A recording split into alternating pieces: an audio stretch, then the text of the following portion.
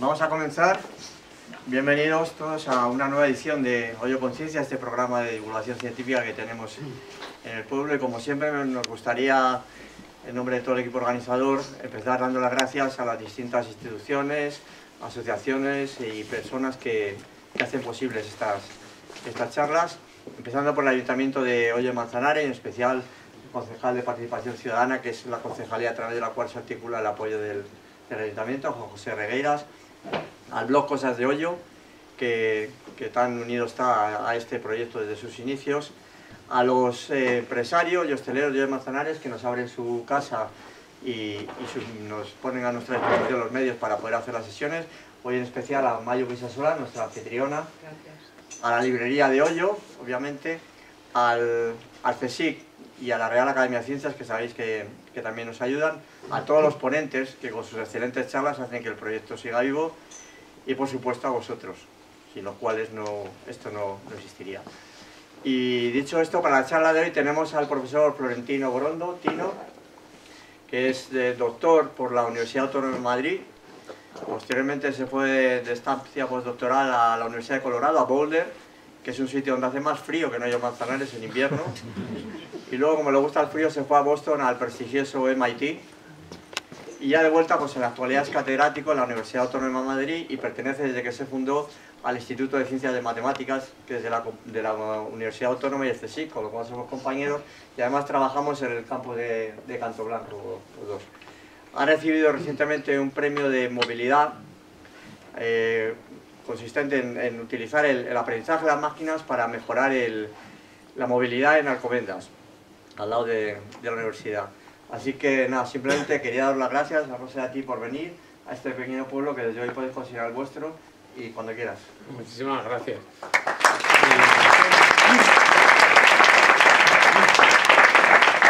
Vamos a ver, yo soy consciente de que el título es Inteligencia Artificial. Entonces, inteligencia artificial a mí es algo que me da muchísimo, en fin, respeto. Porque siempre, bueno, inteligencia artificial es algo que ya viene de hace tiempo, ¿no? Y yo siempre lo relaciono mucho más con cosas como de teoría de la computación, computabilidad, si algo es computable o no, si los algoritmos se quedan colgados o no, etcétera, si podemos tomar decisiones, incluso si las máquinas son conscientes. Es decir, siempre son preguntas como muy duras y muy tal. Entonces, yo prefiero hablar de... Vamos a darnos como un paseo, yo os voy a contar una serie, o sea, como un viaje, una excursión y tal, prefiero la palabra complejidad, de cómo ha ido surgiendo la complejidad, cómo ha surgido la complejidad en la ciencia. Y entonces, primero vamos a ver, vamos a ir levantando. Perdón que no he preparado, o sea, voy a coger varias charlas y voy a ir contando trocitos, ¿vale? Entonces, que soy consciente de que, o sea, al final, confiar en mí, os voy a hablar de inteligencia artificial, de machine learning, os voy a hablar de big data, que es lo que está de moda, y que es las palabras sexys y que tal, y que pensamos que nos van a cambiar toda la vida y no sé qué. Pero yo os voy a contar cómo se ha llegado a eso, cómo la ciencia ha llegado a eso, porque creo que es interesante. Vamos a ver. Empezamos con esto. Bueno.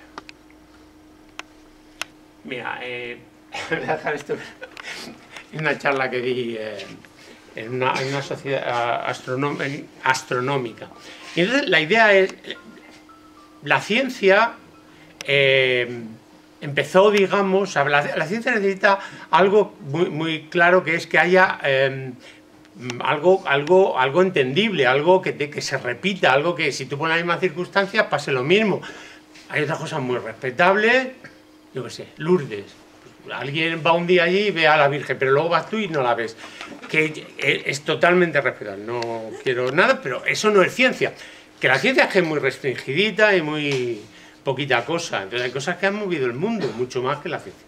Entonces, pero la ciencia necesita eso. Entonces, ¿cuándo fue la primera vez que alguien encontró ese tipo de cosas? Pues fue en el cielo. el firmamento es algo que era regular, ordenado, y así lo hemos visto desde milenios. Es decir, las mismas estrellas que veían los griegos son las que vemos nosotros. ¿De acuerdo? Entonces eso tiene una regularidad. Y es interesante porque... Pero luego es lo que cuento aquí, que en la segunda mitad del siglo XX se encontró que también alberga movimientos complicados. Entonces, desde, digamos, hace 2000 años... A ver si consigo... Ah, es que no lo he encendido.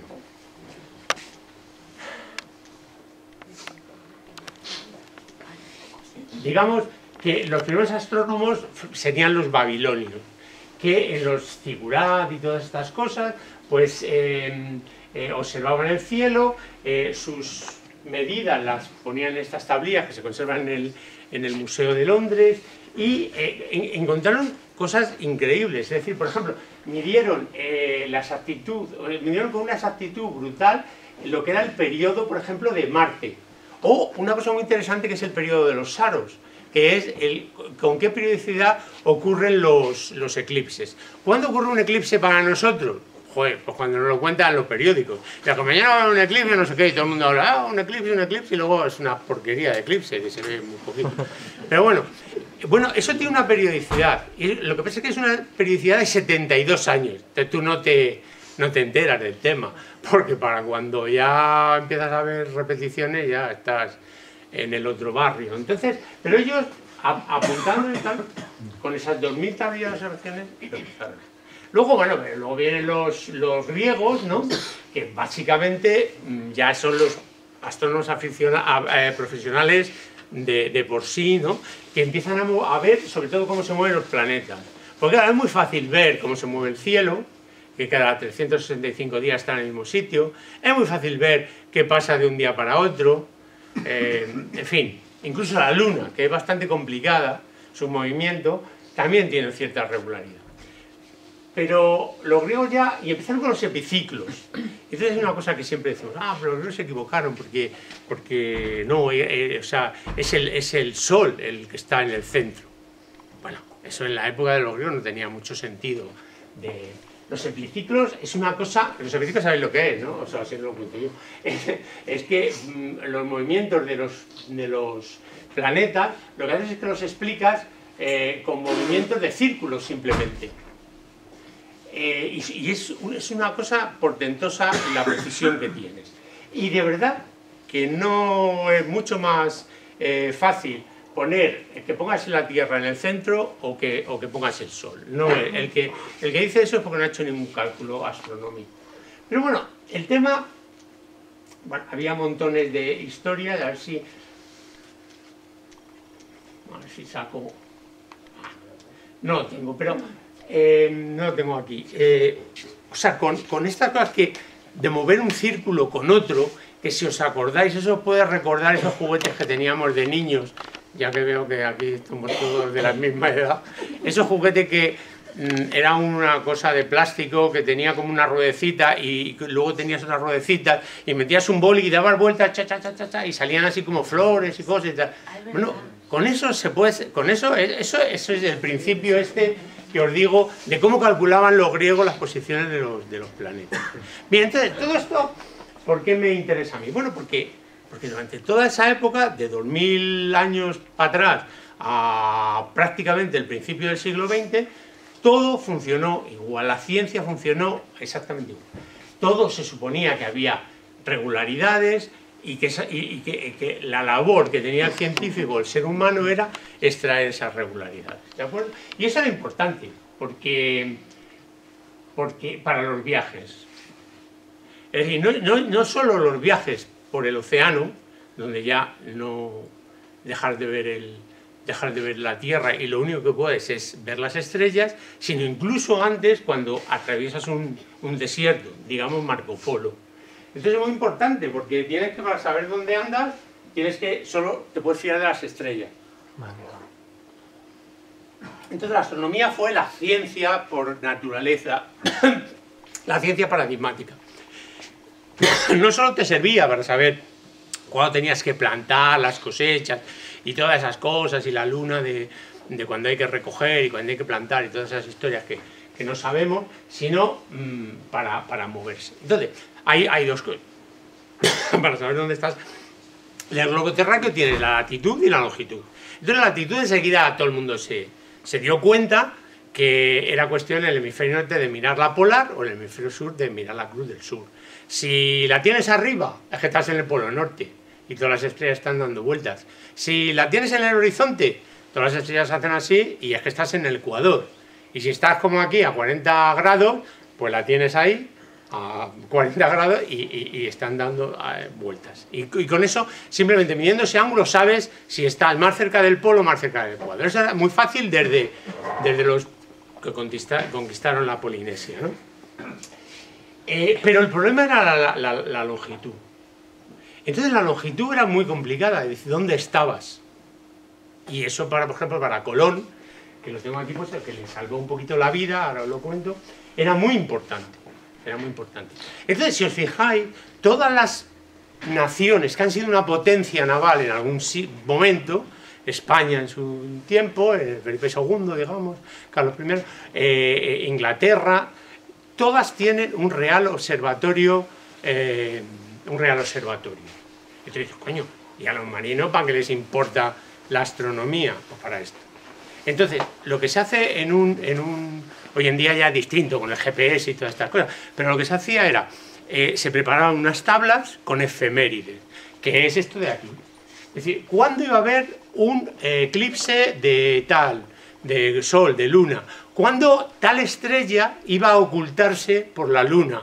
Y entonces los marinos observaban eso, miraban a qué hora de donde estaban pasaba, o sea, cuántas horas respecto del meridiano, desde cuando el sol estaba en la máxima. Sabían a qué hora había pasado, en nuestro caso en San Fernando, y con la diferencia sabían la longitud que estaban. Entonces, por ejemplo, una vez que Colón ya había abusado mucho de los indígenas, estaba en Jamaica, lo que hoy en día se llama Jamaica, y necesitaba comida y necesitaba parar y arreglar los barcos, repararlos. Y entonces le dijeron que que ya estaban hartos de que les dieran bolitas y trocitos de espejo y tal, y que se fueran comiendo. Porque Dios dijo, así, pues mañana apago el sol. Él sabía que iba a haber un eclipse y, joder, se acojonaron con perdón, los indígenas, le dieron el oro y el moro. Entonces, todo esto ha sido... Entonces, la astronomía empezó a tirar de toda la ciencia. Hubo un momento que necesitaron saber derivadas, hubo que necesitamos saber aprender a integrar, montones de cosas, y todas las matemáticas han ido como al carro de esto, ¿vale? Bien, que bueno, Galileo, todas estas historias, que no... Pero incluso hay cosas más recientes. Mira, esto es lo que estaba buscando. Este cálculo está hecho con el método este de los griegos, que os digo, como cuando éramos pequeñitos. Y lo que pasa es que necesitaríais 10 circulitos, ¿vale? Un círculo grande, otro más pequeño, hasta 10. Y sacas algo que es cuadrado. Pero es que sacas lo que quieres. Es un método potentísimo. Es que incluso sacas a Homer Simpson. Hombre, necesitan 1000 epiciclos, pero lo haces. Entonces no es que el Sol está en el centro. El Sol está en el centro, eso por Newton, porque se dio cuenta de la ley de la gravitación, o sea, descubrió la ley de la gravitación universal, y entonces, como era una masa mucho más grande, era más lógico, o sea, la Tierra se iba a mover mucho más que lo que era el Sol, y entonces era desde un punto de vista fundamental, de los fundamentos de la física, bien. Bueno, se hicieron muchas más cosas en la mecánica celeste, que no es lo que queremos hablar, porque queremos hablar de Machine Learning, pero la verdad es que esto siguió avanzando, digamos, hasta finales del siglo XIX, lo que fue la mecánica celeste, y se constituyó en una de las cosas más potentes de cálculo que tenía la humanidad hasta el siglo XX. Entonces, básicamente, por ejemplo, Neptuno se descubrió pues viendo perturbaciones de los otros planetas que se conocían. Neptuno no se había visto. Entonces se dijo, tiene que haber otro planeta. Y además grande y tal, y lo encontraron. Hubo un conflicto internacional porque estaban buscando los franceses, lo estaban descubriendo los ingleses, y bueno, al final hubo mucho cachondeo en los periódicos de la época. Pero Hay también hay otros ejemplos. Por ejemplo, Ceres, que hoy en día ya era un asteroide cuando yo empecé en estas cosas, pero hoy en día es un planeta, es de los pequeños. Y bueno, era un planeta que se sabía que tenía que haber un planeta aquí, donde están los asteroides, y que por algún caso, por alguna cosa no se formó, por alguna razón no se formó. No sé si yo estoy tapando, me voy moviendo. Entonces, porque hay una ley que se llama de Tituis Bode, que, bueno, te dice cómo es la distancia, y entonces, bueno, esto sigue una ley, que es esta que cuento aquí, que no la voy a contar, tampoco viene a cuento, pero eso, a 0,4 unidades atómicas, o unidades astronómicas, tiene que haber un planeta que es Mercurio, a 0,72 otro, a la 1 en la Tierra, etcétera, etcétera, y coño, falta uno aquí, y era Ceres. Entonces Ceres también lo buscaron igual, y aquí contribuyó el gran matemático que era Gauss a hacer una herramienta que fue con las observaciones, porque lo encontraron y lo siguieron durante un tiempo, pum, y les desapareció. Y ya no sabían dónde volver a buscarlo. Gauss lo hizo. Se inventó un método para, digamos, proyectar la órbita, el trocito de órbita que tenían, al futuro. Bien, hubo más cosas, ¿no? Pero entonces, al final, que es lo que me interesa, la mecánica celeste se desarrolló un montón, y al final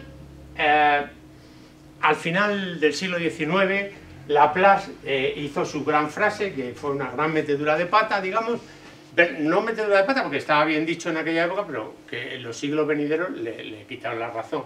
Y dijo: el presente estado de la naturaleza es evidentemente una consecuencia de lo que era en el momento precedente, y si concebimos una inteligencia que conociera todas las fuerzas que animaban la naturaleza, así como la situación respectiva de los seres que la componen, podría aparcar en una sola fórmula los movimientos de los cuerpos más grandes del universo y del átomo más ligero.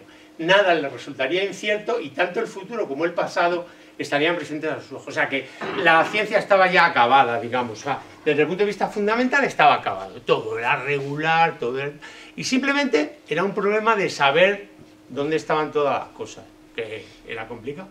Nadie cuenta que esto es el prólogo de un libro sobre probabilidades, que es lo opuesto a la certeza.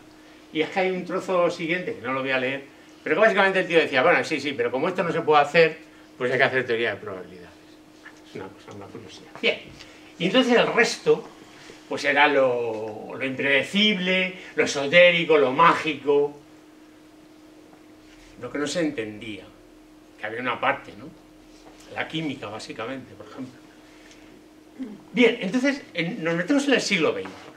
Entonces, en el siglo XX viene la mecánica cuántica, viene la bioquímica, o sea, hay unos avances fundamentales que van más allá de lo que es la mecánica, que era lo que se había desarrollado desde 2000 años antes hasta el siglo XIX.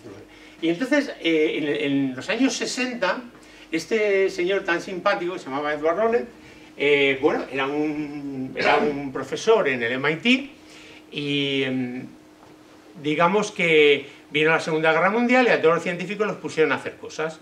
A unos la bomba atómica, a otros separar el uranio, enriquecerlo para hacer la bomba atómica, a los ingleses hacer el radar, que no se conocía. Entonces, la ciencia, la verdad es que en la Segunda Guerra Mundial avanzó un montón a costa de otras cosas. Y entonces a este hombre lo mandaron a hacer meteorología, que la meteorología en aquella época era nada, no se sabía nada, muy poquito, ¿no?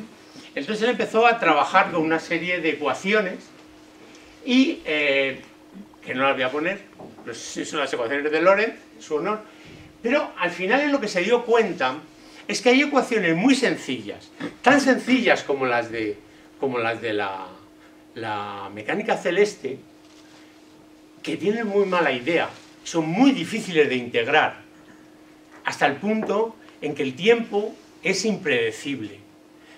Que eso lo dijo Rajoy, no sé si lo sabéis, que dijo que tenía un primo, que el primo, hay que oírle lo que dice del otro primo.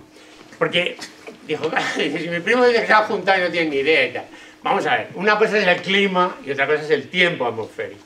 O sea, el clima va oscilando, y a lo mejor tiene sus subidas y sus bajadas en función de muchas cosas, el calentamiento global o lo que sea, pero claro, el tiempo a, digamos, 10 días es impredecible. ¿Por qué? Porque las ecuaciones que descubrió este hombre, que era simplemente simplificar el movimiento de la atmósfera, son, o sea, lo podría contar, son muy fáciles, son estas cosas que estamos acostumbrados el radiador. O sea, un radiador, ¿qué pasa? Calienta el aire, y entonces ese aire sube, y cuando llega arriba, pues, bueno, por el techo, ¿no? Pero cae y tal, que por eso hay que pintar cada cierto tiempo, porque se pone la pared hecha polvo.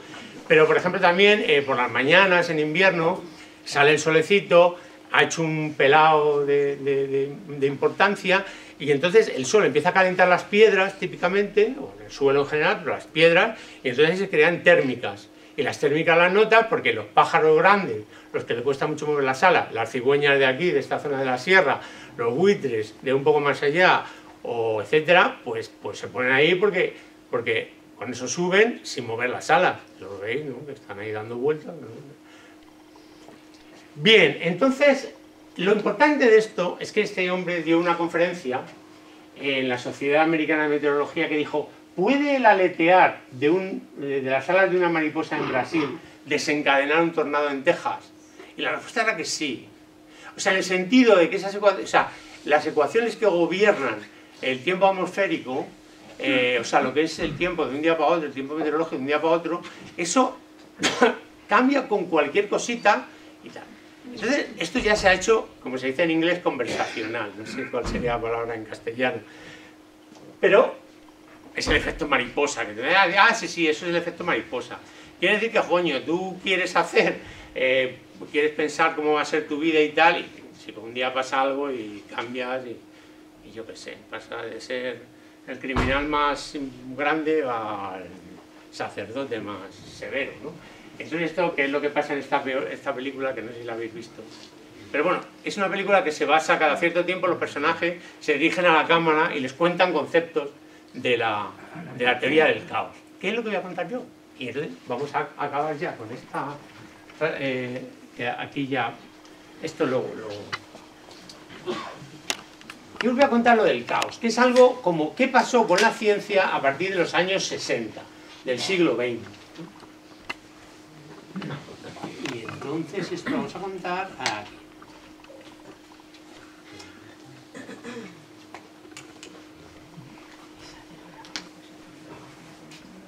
Que es el principio de otra charla. ¿Qué es el caos? Entonces, bueno, el caos, hay dos, es una palabra que utilizamos todos. Entonces, se utiliza, si vas al diccionario, tiene tres. Los jóvenes van a la Wikipedia, ¿no?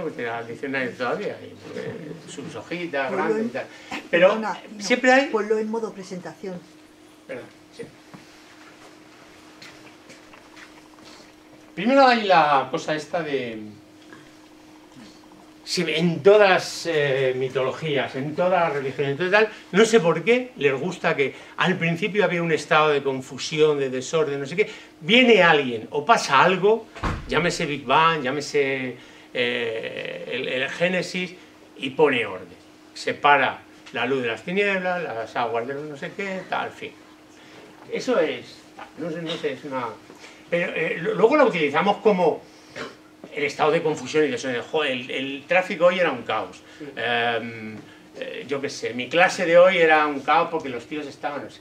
Pero si vas a versiones más modernas del diccionario de la Real Sociedad, te dicen física y matemática, comportamiento aparentemente errático e impredecible de algunos sistemas dinámicos deterministas con gran sensibilidad a la condición inicial. Ya sabéis que en un diccionario todas las palabras significan algo. O sea, eso es algo que es errático, pero aparentemente. O sea, no es errático de verdad. No es como como sacar bolas de la lotería. Pero sí es impredecible, o sea que en el fondo es igual que la lotería. O sea, el tiempo atmosférico, tú dices, ¿qué tiempo va a hacer dentro de un mes? Ni idea. Pero luego una cosa que se llama sistemas dinámicos, que es una cosa de matemáticos, reuso. Sistemas dinámicos es algo que se mueve, pero que se mueve en un sentido genérico. Determinista. Lo importante es eso, que le pasa igual que la mecánica celeste, que toda se basa en la ley de Newton. Pues aquí hay tiene que haber una ecuación en la cual se base esos fenómenos, aunque luego sean impredecibles y muy complicados. Entonces fue algo que apareció, y luego que es una gran sensibilidad a las condiciones iniciales, que es lo que contábamos antes de la película, ahí estaba de la película esta de Trueba, me parece que era. Era un chaval que muy serio, muy tal, se va a Londres porque quería hacer un máster en Business and Administration, que era lo que se llevaba en aquella época y tal, y va a vivir con su tía, que es un desastre de mujer, de cómo tiene organizada la vida, y el tío acaba cambiando completamente el rumbo de su vida, ¿no? Entonces, es una pequeña cambio que cambia completamente. Esos fenómenos son los fenómenos caóticos. Entonces, yo podía, pues eso, hablar de las ecuaciones de Lorenz en detalle y tal, porque no. Entonces yo voy a enseñar ejemplillos. Entonces, por ejemplo, el péndulo doble. El péndulo doble es esto de aquí. O sea, que, a ver qué tal se ve. Igual tenéis que levantarlo. Está aquí, es que no. Entonces, bueno, un péndulo, sabéis lo que es algo que se mueve, tic-tac, tic-tac, tic-tac. Como decía nuestro admirado, querido político, y eso va en comillas. Pero, bueno, si tienes un péndulo, es un movimiento regular, es un movimiento igual que el de la mecánica celeste, es igual que los astros, y te sirve para medir el tiempo. Son los relojes del abuelito, esos que hay en las paredes y tal y cual. Pero si le pones dos, y fijaros que el movimiento es como completamente aleatorio, sobre todo si os fijáis en el de abajo. Da vueltas para un lado, está dando vueltas para un lado, luego decide cambiar, luego decide cambiar. Hombre, la verdad es que le podría haber hecho un poquillo de 3 en 1, pero se me ha olvidado. Y se para enseguida. Pero si no fuera por el rozamiento, ese movimiento es caótico. No voy a entrar en más detalle. Es un poco autoexplicativo. Pero eso os voy a contar porque, claro, aquí lo que decía antes era que es determinista. O sea, tiene que haber un mecanismo. Y los científicos del caos, pues lo que hacemos es eso, mirar a ver esto. Entonces, por ejemplo, os voy a enseñar, bueno, me lo salto, tal, Jurassic Park también ha salido. Dejarme que hable un poquito de matemáticas. Joder, que pues, defecto de... Entonces, vamos a ver. Hay un sistema en el que el origen del caos se ve muy fácilmente. Se llama mapa de Bernoulli. Bueno, el mapa de Bernoulli es simplemente una colección de números que van uno detrás de otro. Entonces, yo empiezo con un número, el que me digáis, entre 0 y 1, el que me queráis. 0,4, 0,4, 0,8, 0,8. Y entonces lo que hago es, multiplico por 2 y le saco módulo 1. Módulo 1 quiere decir que le quito la parte entera. O sea que siempre estoy con números decimales, ¿vale? Entonces, por ejemplo, empiezo por 0,3. El siguiente 0,6, porque es multiplicar por 2. No me he pasado de 1, pues va bien. Después multiplico otra vez por 2 y me da 1,2. Le quito el 1. 0,4, 0,8, 0,6. Bueno, esa secuencia, si la estudias completamente, en general, es completamente aleatorio. Hay excepciones, pero son de medida cero, que es lenguaje de matemática. Y entonces, vamos a ver, esto tiene mucha importancia. Igual que tenía mucha importancia saber cómo se movían los astros para ir por el desierto y no perderte y morirte de sed, o irte a América, bueno, que creías que ibas a la India, pero que ibas al final te encuentras con América, sin perderte por el océano, pues igual pasa con esto. Y es que, igual que el tiempo atmosférico es impredecible, es imposible hacer un cálculo todo lo preciso que tú quieras. Bueno, es imposible hacer un cálculo infinitamente preciso, ¿vale? Vamos a ver, ¿cómo se ve eso? Joder, tengo que hablar de números binarios. Entonces, bueno, es difícil, pero es fácil. Vamos a ver. Nosotros utilizamos el sistema decimal, no sé por qué, pero a lo mejor porque tenemos 10 dedos. Entonces yo cuento 0, 1, 2, 3, 4, 5, 6, 7, 8, 9, y cuando se me acaban los dedos de la mano, coño, podría haber cogido 20 y cogerlo de los pies, pero como llevo zapatos y tal, pues lo que hago es que me salto y entonces cuento uno más, y digo el 10. Entonces ya el 0 le pongo un 1 delante, el 10, 11, 12, 13, 14, y cuando eso, 20, no sé qué, y cuando se me acaban los números, 100, y no sé qué. Imaginaros que no tengo dedos, que tengo muñones. Entonces cuento 0, 1, y coño, se me ha acabado ya el tema. Entonces el siguiente tiene que ser el 10, el siguiente el 11, el siguiente el 100, el siguiente el 101, ¿vale? Por eso sabemos sumar. Y los ordenadores, por debajo, por las tripas, van con binario. Entonces, fijaros, ¿qué hace el mapa ese de Bernoulli? multiplica por 2. ¿Cómo se multiplica por 2 en binario? Es muy fácil. Parece difícil, pero porque multiplicar por 2 es sumar un número consigo mismo. Entonces tú tienes un número y el mismo. Entonces, cuando es 0 más 0 da 0, pero cuando es 1 más 1 da 10. Entonces, multiplicar por 2 es simplemente coges el número que tengas y lo mueves un lugar a la izquierda, lo mueves un lugar a la izquierda. Y luego no hay que olvidarse del módulo 1. Entonces, cada vez que pasas el punto decimal, ¡clac!, borras. Eso es lo que hace, eso es lo que haríamos en un ordenador que hiciera eso. Entonces, tú coges y dices, bueno, el ordenador más grande que se me ocurre, no sé qué. Y cojo un número tipo pi, que tiene infinitas cifras. Pues cuando traduzca a binario, lo voy a aproximar. ¿Con millones de decimales? Sí, vale, lo que quieras. Pero ahí te quedas. Entonces, cada vez que haces un pasito, pierdes una cifra. Otro pasito, pierdes otra. Si empiezas con n dígitos, al cabo de n pasos, olvídate. Tienes la basura que había en la memoria del ordenador. Es imposible hacer un cálculo. Y eso es la importancia que trajo estos fenómenos complejos. Claro que dices, joder, pero esto es muy raro, esto que estás contando, pues sí, es muy raro. Pero voy a contar ejemplos más facilitos, más a ver, ¿dónde tengo el...? O a ver si soy capaz, ¿vale? Entonces, bueno, y es muy interesante, porque, fijaros, os he dicho antes, bueno, si analizamos estas secuencias caóticas, pero no me habéis dicho nada, como dicen, joder, este señor sabrá, ¿no?, de qué está hablando, pero no se entiende lo que he dicho, vale, bien. Pero es muy fácil, porque, fíjate, yo que he dicho, todo el mundo hemos jugado a las cartas, ¿vale? Entonces, vamos a ver.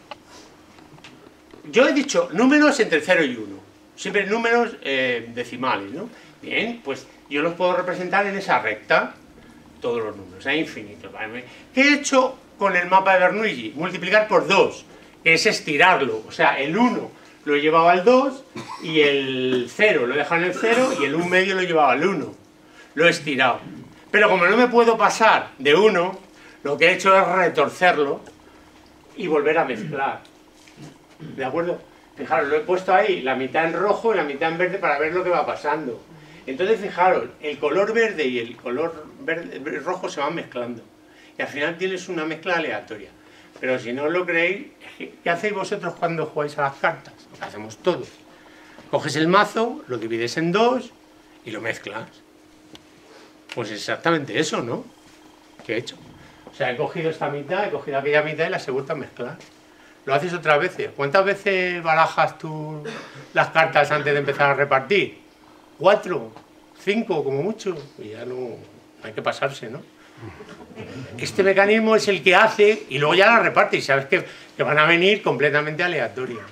Es el mecanismo que en una ecuación, o sea, ahora vienen todos, es impredecible. O sea, tú ahora coges una carta, quieres sacar, ¿cuál es esta? Ni idea, la que le toque.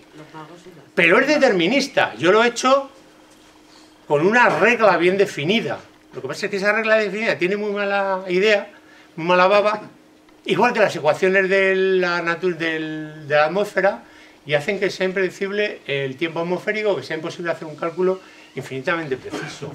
Y es relativamente fácil de entender. O sea, bueno, en este caso es muy fácil de entender, pero quiero decir que puedes estudiar estos fenómenos complejos y ir más allá de aquellos fenómenos que tuvieron 2000 años danzando, ¿eh? Y bueno, esto es lo que es el caos, ¿vale? El caos tiene unos primos muy interesantes que se llaman fractales. ¿Habéis oído hablar de fractales? Sí, ¿no? Porque hay unos dibujos muy bonitos. O sea, yo tengo calendarios hechos con fractales, en fin, con fondos de pantalla, cosas de ese tipo. Vamos a jugar un juego que se basa en el caos. Cogéis una hoja de papel y pintáis un triángulo. Pintáis 3 puntos y te define un triángulo. Y los etiquetas, los vértices los etiquetas 1, 2, 3, 4, 5, 6. ¿Por qué? Porque luego vas a pintar un punto dentro del triángulo. Y ahora vas a coger un dado y lo vas a tirar. Y ahora, por ejemplo, me ha salido el 6, ¿no? Lo vemos allí. Sí. Bueno, veis el 6. Entonces, a mitad de camino entre ese punto y el vértice etiquetado con 6, pintáis otro punto en el papel, con un boli. Y volvéis a tirar el dado. Entonces ahora ya os olvidáis del punto anterior y os movéis al punto nuevo. Volvéis a tirar los dados, pongo que te sale un 3. Pues a mitad de camino, entre, el 3 y entre ese punto y el vértice 3, 4, pintas otro punto. Vuelves a tirar y a lo mejor te sale el 3 otra vez, o a mitad de camino. Entonces, una regla bien sencillita. Tiras un dado, caos, azar, y a mitad de camino pintas un punto. Sí, bueno, yo si ahora os pregunto, ¿qué va a pasar si lo hago infinitas veces? No, sabéis que tiene truco, porque si pregunto es para que os equivoquéis y os diga, no, ¿vale? Bueno, pero para contestar en plan tal, o sea, ¿qué se espera uno de esos infinitos puntos? Pues que rellenen eso completamente. Fuera no se van a salir, porque la regla te lo impide, pero te va a llenar. Pues no, pero os juro que esto lo he hecho con un ordenador. Esto lo hice con 100 puntos, con 1000, con 10.000. Lo rellena, pero va dejando huecos. Y además esos huecos son muy divertidos, porque son igual que el triángulo original, bueno, le ha dado la vuelta, pero reduciendo la escala. Y luego hay otros aquí más chiquititos, que es reducir la escala, y reducir la escala, y reducir la escala. Y hay en todos los puntos. ¿Vale? Entonces es un juego que el caos me ha generado una figura geométrica que es bastante rarita. ¿En qué sentido? En el siguiente. Voy a ir un poco... Bueno, tiene una dimensión fraccionaria. ¿Qué es dimensión? Bueno, eso es como... Bueno, esto es cosas de los fractales, los descubrió Benoît Mandelbrot, que era un tío, se ha muerto recién, bueno, ya hace tiempo, pero hace como 10 años o algo así, porque fue bastante longevo, y habló de que la naturaleza tiene una geometría fractal. Entonces voy a enseñar los fractales. Vamos. Claro, nosotros hemos vivido de la ciencia, pues igual que vivía de la mecánica celeste durante montones de siglos, o por lo menos 20, vaya, la geometría es que seguimos con la de Euclides. Algo tendrá de bueno. ¿Qué cosas, pensar qué cosas no han cambiado en los últimos 2000 años? Muy pocas. La geometría de Euclides y yo no sé, el ejército y la iglesia. Sigue igual que los romanos. Hay un chiste que voy a hacer aquí, pero no sale. No, el chiste es muy tonto, es que dicen, por ejemplo, en la universidad es distinto, porque la universidad, cuando nos promocionan en la universidad o en el consejo, te dejan en el mismo sitio. Eso no lo hacen ni los curas ni los militares. ¿Por qué? Porque si tú eres teniente y te pasan a capitán, coño, no le vas a decir a tus amigos tenientes, al día siguiente le vas a dar órdenes, te van a decir que por aquí. ¿Vale? Y entonces el efecto que parece que tenemos en la universidad y tal, que creo que es más grave que eso. Bueno. Bien, entonces, en lo de Euclides, vamos a lo de Euclides. Euclides se basa en objetos geométricos de dimensión entera. El punto, que tiene dimensión 0, el 1, que tiene las curvas, la recta, que tiene dimensión 1, la superficie, que tiene dimensión 2, y los sólidos, que tienen dimensión 3. Bueno, aquí las matemáticas van a subir un poquito de tono, si no lo seguís tampoco... Ve rápido y el que quiera que me pregunte, pero... Entonces la idea es, voy a construir un conjunto que se llama conjunto de Cantor, que tiene dimensión también fraccionaria, y lo voy a construir recursivamente, que se llama, que quiere decir, recursivamente quiere decir por pasos, uno detrás de otro. Empiezo en el K0 y cojo un segmento 0, el segmento unidad, de 0 a 1. Es un segmento muy popular en matemáticas. 0 a 1. Y entonces hago, el primer paso es, lo divido en 3 y con una goma de borrar quito los puntos del medio. En el fondo eso es un conjunto de puntos, de infinitos puntos, y quito la mitad, el tercio en mitad. A lo que queda, que son dos trocitos de longitud un tercio, le vuelvo a hacer lo mismo, y lo mismo, y lo mismo, y lo mismo, hasta infinito. ¿Qué me queda? ¿Lo infinito qué? ¿Infinitos puntos? Sí, infinitos puntos. Pero la dimensión. Claro, yo le he quitado infinitos trozos de dimensión finita. Pero ahí ha ido quedando algo. Entonces es una paradoja, se resuelve. Entonces vamos a resolverlo. Vamos a calcular. Es una dimensión que a mí me parece que tiene que estar entre 0 y 1. No me he quedado con un número finito de puntos, que eso sería 0, y no tengo una recta, porque le he quitado infinitos trozos. Me parece que ando por ahí. Bien, ¿cómo se hace esto? Bueno, ¿por qué digo que el punto tiene dimensión cero? Pues porque el pobrecito está aquí solo, es decir, para decir el punto es el punto. O sea, no me puedo salir en ninguna dimensión. En una curva, en una recta, ya me puedo mover en una dimensión. O sea, yo en una carretera me puedo mover para adelante, para atrás. O sea, digo que es dimensión cero porque solo necesito una coordenada para decir dónde está el punto. Sin embargo, en donde estoy en una recta necesito una coordenada, ¿vale? O sea, en el otro no necesitaba ninguna, en este necesito una. En una superficie tengo que decir si estoy más allá, más acá, si estoy más a la derecha, más a la izquierda. En el espacio tengo que decir, además de eso, si estoy más arriba. Bien, pues con esto... No sé, ¿queréis que os explique esta fórmula? No sé. Bueno, la idea es que es como medir. Yo mido, por ejemplo, la longitud que tiene un segmento y ¿qué hago? Cojo una regla que sea muy pequeñita y miro cuántas veces me cabe. Y entonces me invento un número, que es n, que es L partido por epsilon, que es el tamaño de la regla. El que sepa lo que estoy hablando, perfecto. El que no lo sepa, que desconecte.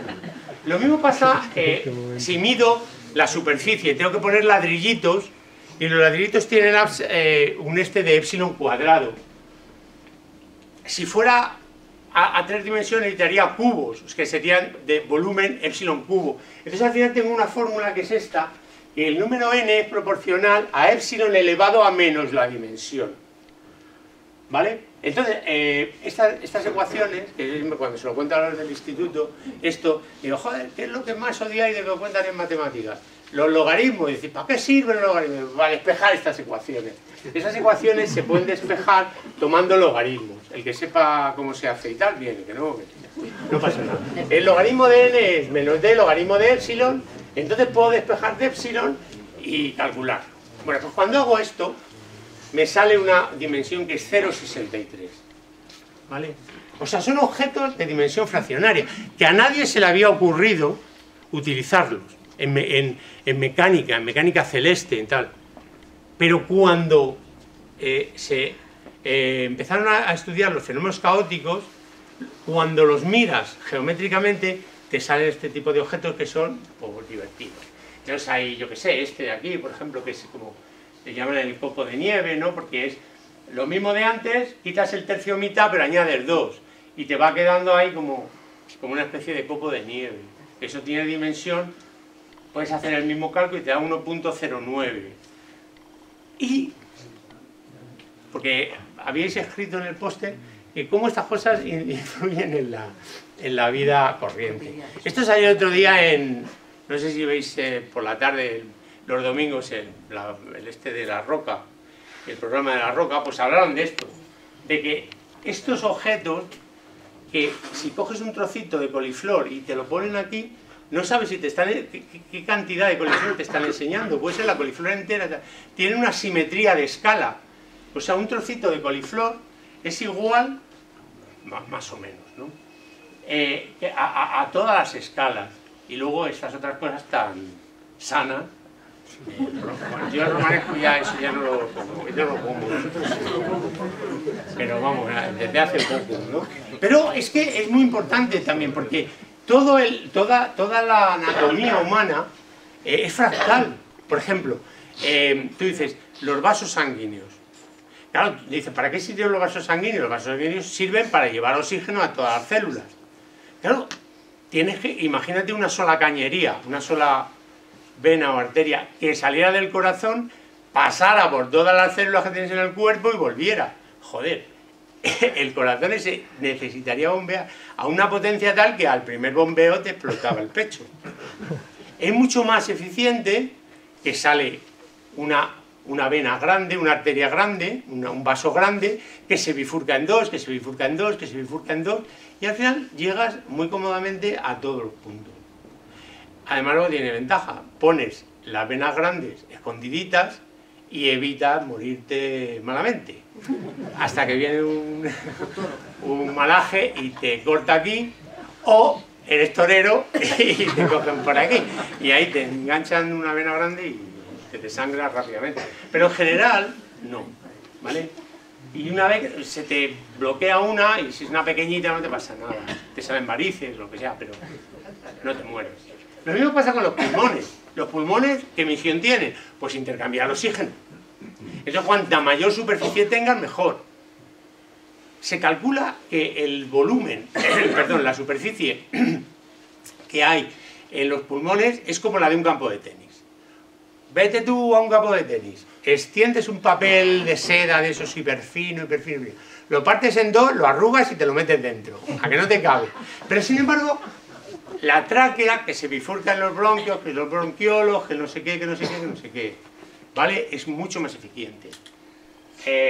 Bueno, lo mismo pasa con los riñones, lo mismo pasa con los intestinos, que tienen que intercambiar, que son los típicos callos, que los ves en la ración de callos, ese tipo de cosas. Pero es que siempre que actúa el caos, en la naturaleza te encuentras lo mismo.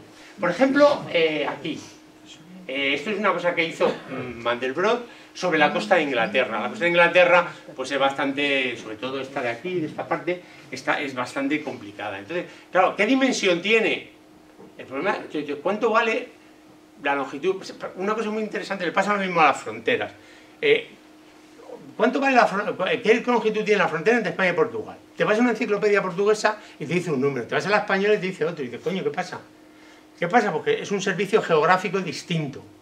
Y eso se basa en distintos puntos. Es decir, tú puedes medirlo con una foto de satélite y tienes una resolución.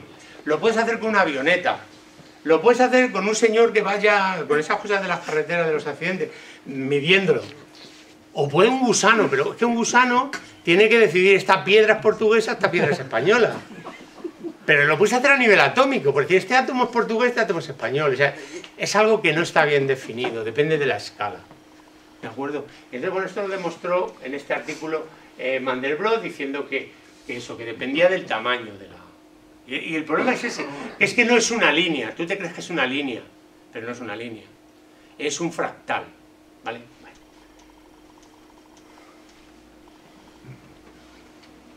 Hay más ejemplos. Este, por ejemplo... Me voy a saltar, bueno, ese de este péndulo, esto se llama, bueno, yo que sé, un péndulo caótico. O sea, esto es un péndulo en el que hay una fuerza magnética, es decir, debajo del péndulo hay un imán que, digamos, el norte está para abajo, pongamos. Y entonces aquí, en la base, hay 6 imanes y el sur está para arriba. De tal manera que si ponéis la bola en una de estas posiciones, se queda ahí. Si lo ponéis en otra, se queda en otra. Si ponéis en otra... Ahora, si lo lanzas, tienes que contra esto juega la fuerza de la gravedad y la fricción que trata de pararlo. Entonces al final tienes unas ecuaciones muy sencillitas que son estas de aquí, que no las voy a ni a contar. No, son fáciles, pero bueno, la idea es esa, que tú lo lanzas y acaba parando eso en este. Entonces, imagínate, tiene 6 posiciones, porque trata de imitar un dado, pero con 3 ya vale. Con 2 no funciona, pero con 3 vale. Entonces, si pones 3, digamos, el imán rojo, el imán azul y el otro amarillo, por ejemplo, pues lo lanzas desde un punto y aterriza en el que, yo que sé, el que quiere. Bueno, ese movimiento es caótico, y para demostrarlo, fijaros, yo lo que he hecho aquí, o lo que hicieron aquí, es cogieron toda una pantalla, todos los píxeles de la pantalla, y lanzaron un péndulo de estos desde esa posición. Y si aterrizaba en el rojo, lo pintaban de rojo. Si aterrizaba en el amarillo, amarillo, y en el azul, azul. Entonces, fijaros el lío que hay. Pero es que si empiezas a aumentarlo, es una curva, que no es una curva, es un fractal, que tiene una complejidad brutal. Entonces, cuando los matemáticos vieron eso, que estamos hablando de los años 60, 1960, 1970, joder, se quedaron alucinados, como diciendo, coño, o sea, esto no es las ecuaciones de los libros, la ecuación de Legendre, la ecuación de no sé quién, la ecuación de Laplace. Es mucho más complicada. Bien, entonces, esto es lo que os quería contar de... O sea, la ciencia primero nos contó algo muy regular, típicamente el firmamento, luego fenómenos caóticos, fenómenos muy complicados. Entonces llegó el siglo XXI y yo no sé dónde, pero alguien decidió, este es el siglo de la biología, la neurociencia y las ciencias sociales. Tenemos que entender eso. Pero, joder, no sé, visto así, ¿no? Te da como pavor, porque dices, esta es otra charla.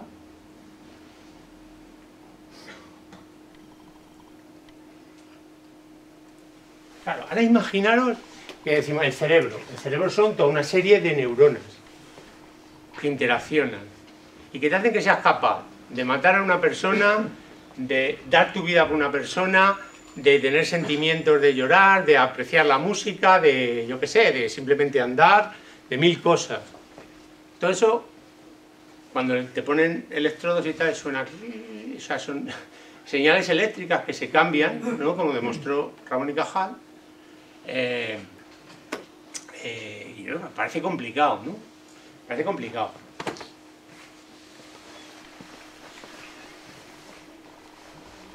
Pero lo mismo pasa, o sea, parece que iba más allá de ese esquema reduccionista que funcionó hasta el siglo XX, de decir, bueno, yo la naturaleza es muy complicada, pero yo la simplifico, ¿no? Desde lo griego, cogemos los átomos, las partículas fundamentales del núcleo, los quarks, no sé qué, y entendemos eso y sus interacciones. Y luego, sumando, a mí me parece que sumando lo de las estas, malamente lo entiendes.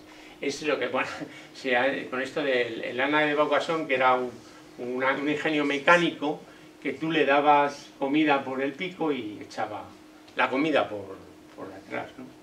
Entonces parece que todos estos sistemas, los ecosistemas,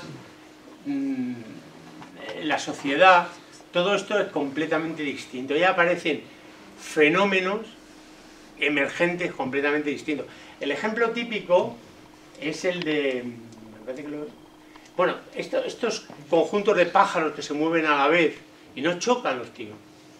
Y se mueven, parece que aleatoriamente, pero se están moviendo, ¿no? O los cardúmenes de peces y tal. Entonces, la pregunta es, ¿esto es abarcable con la ciencia que traíamos del siglo XX? Y la respuesta fue que sí, que la hizo un señor que se llama Milgram, que os voy a contar esto. O sea, la idea es, ¿de cuánto crees que influyes tú en tu entorno? Por ejemplo, vamos a hablar de la sociedad. Dices, coño, hombre, a lo mejor Napoleón, sí, pues era un tío que hizo y deshizo y tal. O los medios, pues te dicen lo que tienes que pensar, ¿no? Y tal, y tú, pues si te lo crees, pues tal, ¿no? Pero coño, tú que no te haces ni cargo de tus hijos, no haces que tus hijos hagan lo que tú quieres cuando das, ¿por qué coño vas tú a mover el mundo, no? Vas a influenciar en el mundo. ¿Qué pintas tú en el mundo? O sea, porque el mundo, o sea, la sociedad, que es la suma en principio de todos nosotros, ¿no? Todos los habitantes. Bueno, entonces Milgram, que es este señor que hizo un experimento, es más conocido por un experimento que llamó de obediencia de vida, ¿no? Que es, bueno, tratando de pensar sobre las cosas que supongo que pasaron en la Alemania nazi, ¿no? Pues en Yale cogió una serie de alumnos y hicieron un experimento. Los dividió, la mitad eran delincuentes, la otra mitad policías. Y entonces hicieron como todo el tinglado de, o sea, uno era delincuente porque sí, o sea, que decían, pues tú has matado a no sé quién, pues va la policía y te coge, y te lleva a la cárcel, y te pone no sé qué, y te hacen como un juicio, y no sé qué, y tuvieron que parar el experimento. Porque los polis se pusieron en el papel, y los otros también se pusieron en el papel, y aquello se le iba de las manos y lo dejaron, ¿no? Entonces, pero hizo otro experimento más interesante, que es esto, que es el mundo es un pañuelo, small world. Que es otra de las frases estas conversacionales, que por cierto salió también, no sé si oís, un programa que los domingos, a la hora de comer, en la cadena SER. Entonces es que tú estás conectado con cualquier cosa que pase en el mundo con 6 grados de conexión, con 6 pasos. Entonces la mujer esta, que no me acuerdo el nombre, conectó a George Harrison ¿Con quién? No sé, un actor de la última serie esta que hay en Netflix o lo que sea. Yo no estoy muy metido en eso. Pero era pues las hermanas Hurtado, ¿os acordáis de las hermanas Tacañona? Las hermanas Tacañona fueron las azafatas de cuando vinieron los Beats de la España. Entonces la madre era Mari Carrillo, no sé qué, bueno, y en 6 pasos lo conectaron. Entonces esto viene del experimento que hizo este tío, que es muy interesante, porque... ¿Las hermanas Hurtado fueron los que le recibieron? No, fueron azafatas. No digo yo... Azafatas de vuelo. No sé más, Pero Milgram lo que hizo, que este es el experimento, dice... Bueno, cuenta ahí y me dice, bueno, yo estaba no sé qué sitio, en Algeria, no sé qué, y estaba tomando un café y el tío de al lado me pidió lumbre para el cigarrillo. Hoy en día no hubiera pasado eso, porque ya nadie fuma. Y entonces, no sé qué, y pues pusimos a hablar y dijo, dice, ¿usted dónde es? Dice, pues está el sitio. Y dice, ¿no conocerá usted a fulanito? Dice, coño, pues sí le conozco y tal. Y dice, eso yo creo que nos ha pasado, a mí me ha pasado. Entonces él trató de cuantificar eso. Entonces lo que cogió es, esta serie, cogió una serie de gente, un número de personas relativamente pequeño en Omaha, en Nebraska. Y me voy a pasar un poquito de la hora, pero... y le mandé una carta pidiendo que se la hicieran llegar a un tío, decían fulanito de tal, que es broker en la costa este, y no le daban más detalles. Entonces, joder, tú recibías la carta y decías, coño, yo conozco un broker en Los Ángeles, pues la mandabas a él, porque conocería a brokers. O yo conozco un tío en Boston, pues se la mando a él. Entonces, claro, ¿cuántas cartas llegaron a su destino? Pues una idea, pues ninguna. Una o ninguna, ¿no? Parece que eso es más difícil que la puñeta.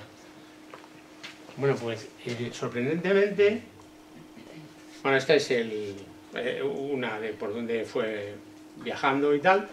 La idea es esto, que de un total de 44 cadenas, fijaros que como 12, la mayoría, estaban con un máximo en 6.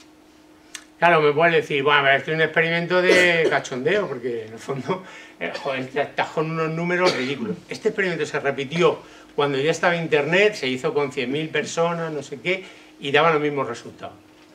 Es decir, el universo es abarcable, o sea, la sociedad es estudiable, es abarcable. Y hay otro ejemplo. Hoy en día la red paradigmática es Internet, Google. Tú dices, joder, es que toda la información está en Google. Claro, pues joder, si está toda, es muy difícil encontrar la que tú quieres. Y sin embargo, no. La encuentras. Y la rapidito. Incluso tú le das tus datos privados y tal, ¿no? Buscas, no sé qué viaje a Argentina, no sé qué de Argentina. Y la siguiente te vienen ofertas de estas de viaje, de viaje, porque las cookies que las has dejado y tal. Entonces, o sea, empezó a ser interesante, o sea, empezó a acoscarse la gente de que todas estas redes se empezó a aplicar a montones de redes y todas se empezó, no os voy a dar más detalles, pero son estudiables, porque todas cumplen una regla, y la regla es que en las redes estas siempre hay uno que es el más, y luego el resto somos todos del mismo pelaje. Por ejemplo, se hizo con de relaciones sexuales, ¿no? Y entonces, pues parece que existe Don Juan, o no sé. Había uno que era el que, que era el que más tenía, y luego el resto tenía muchísimos, tenía muy pocas. Pero amistades igual. Había una persona que es muy popular, que tiene muchos amigos, muchos conocidos. Se ha hecho a todos los niveles, de lo que os ocurra. Pero pensad en Internet. Internet es toda una serie de información, de nodos que tienen información, que están conectados. Y cómo se mueve. Y es por eso, porque una vez que llegas a un hub, o sea, a un sitio que está muy conectado, ya te abre la puerta a toda la información. Es como eso, si te haces amigo de el más popular del instituto, pues coño, él te presenta a todo el mundo, ¿vale? Eso es como funciona. Entonces, ese fue el de principios del siglo XXI. Claro, fijaros que todo esto ya empiezas a abandonar esos modelos que hacía Newton, que decía, hombre, como una manzana cae, igual que la luna, hay una ley, que parece que se la robó a Hooke, pero que tiene que ser como el cuadrado de la distancia, el inverso del cuadrado de la distancia, no sé qué, o eso que nos enseñan las ecuaciones de Lorentz. Antes, o hasta hace poco, la gente, los científicos utilizaban modelos para entender cosas. Ahora, ¿qué es lo que pasa? Como todo está súper conectado, tú vas dejando una huella que es brutal. Básicamente con el móvil. Hoy en día te coge la policía y lo primero es que te quita el móvil. Y con eso normalmente resuelve el 90% de los casos, porque sabe dónde estaba, porque sabe tal. Pero es que si me dais datos vuestros, yo sé dónde vivís, es que es muy fácil, de vuestro móvil, de cómo usáis, de WhatsApp o de lo que sea, o de las llamadas. Porque hay un rato donde no hacéis llamadas, que es de 8 horas, que es la que estáis durmiendo. Entonces, solo tengo que mirar a ver dónde está. Y sé el edificio, coño, no sé si vivís en el tercero A o en el cuarto, o lo que sea. Pero... Entonces, toda esta complejidad, que es muchos nodos interaccionando de una forma muy compleja, porque claro, yo pues no me caes bien y pues no soy tu amigo. Otro me cae muy bien y soy su amigo. ¿Y eso de qué depende? Pues no tengo ni idea. Pero hay unas relaciones muy complicadas, pero que establecen unos parámetros en la sociedad que es perfectamente abarcable, perfectamente estudiable. ¿Vale? Y eso ya os lo pensáis en internet, si no os gusta hablar de esta cosa, o de las neuronas. Se supone que a las neuronas les pasa lo mismo, lo que se sabe muchísimo menos. Entonces, claro, hemos pasado de la astronomía, la mecánica celeste, la física, la mecánica, las matemáticas, todo regular, todo perfectamente entendible, todo sencillo, todo explicable, todo puesto en libros muy bonitos, deducciones, tal, no sé qué, a los fenómenos caóticos, como este, que son impredecibles a largo plazo, pero que hay una ley detrás de ellas que podemos sacar, y luego cuando tengo, claro, aquí solo tengo dos péndulos, pero cuando tengo muchas entidades que interaccionan de esa forma, lo que tengo es una red compleja, pero que tiene sus leyes. Eso es lo que me permite eso, que funcione Google, y entonces ya pues la verdad, lo que quiera saber es que está ahí en los datos. De toda esa cosa, cuando está bien conectada, hay una cantidad de datos pululando, esa es la otra palabra sexy, que son Big Data, y simplemente analizándolos puedes aprender. Puedes aprender y es una cosa, digamos, agnóstica, se suele decir. O sea, no se basa en nada, simplemente miras y propagas al futuro, sin tener ni idea de qué ley hay. O sea, no como hizo Gauss con Ceres, que él sabía una órbita y sabía las leyes, las fuerzas, cómo eran las órbitas, porque lo sabía de Kepler, ¿vale? Pero hoy en día no, y claro, y la gente averigua mucho de tu vida y tal, y yo, no sé, antes de que ahora me preguntáis, porque esto más o menos es el final, pero yo creo que esto está aquí para quedarse, o sea que nos molesta mucho, pero coño, todo el mundo usa Google sabiendo que te dejas ahí los datos y todo el mundo tiene el móvil. Entonces, a mí me gusta pensar esto de la complejidad, pero todo esto está en lo que se llamó inteligencia artificial en los tiempos de Turing, donde era el principio de que se hacían ordenadores, y ahí lo que Turing planteaba, no sé si habéis visto la película, pues eso, descifrar el código ese de los nazis, Enigma, o si algo es, o si un programa va a acabar, o no, o sea, si algo es computable, o si una máquina podría tener sentimientos, cosas de esas, tío, que no me gusta meterme ahí porque no sé, entre otras cosas, ¿vale? Pero y me gusta hablar más de complejidad, de que la ciencia ha ido evolucionando y ha ido evolucionando con estos pasos. 2000 años de regularidad, digamos, de movimiento de las estrellas, unos años 20, 30, 40 de fenómenos complejos en sistemas simples, es ese de ahí, o el tiempo atmosférico, a empezar a entender sistemas complicados como son los ecosistemas, como son los...